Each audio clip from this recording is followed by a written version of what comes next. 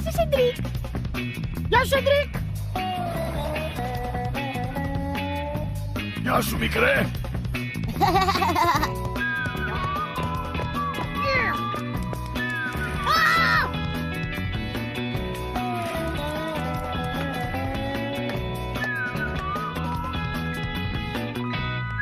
Είναι υπέροχο να είσαι 8 χρονών. Ο μπαμπάς μου αστροναύτης.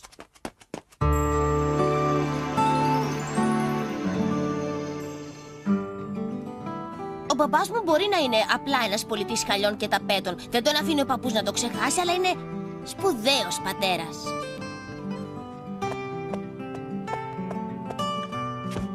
Εντάξει, είναι αλήθεια πως μερικές φορές θα ήθελα ο πατέρας μου να είναι κάποιος άλλος.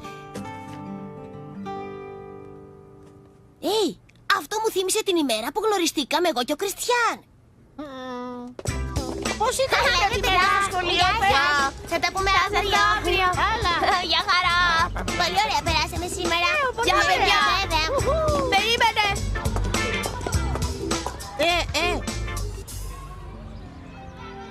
Η πρώτη μέρα στο σχολείο πώς ήταν? Καλή. Εσείς δεν μετακομίσατε στο μεγάλο σπίτι στην άκρη της πόλης? Ναι, εμείς. Εγώ μένω ένα τετράγωνο πιο κάτω από σένα. Μπορούμε να πηγαίνουμε σπίτι μαζί. Θέλεις? Και βέβαια. Ωραία. Λοιπόν, εδώ είμαστε. Χάρηκα για τη γνωριμία. Τα λέμε αύριο. Αλήθεια, τι κάνει ο μπαμπάς σου? Ναι, είναι ο δικός σου. Ο μπαμπάς μου είναι...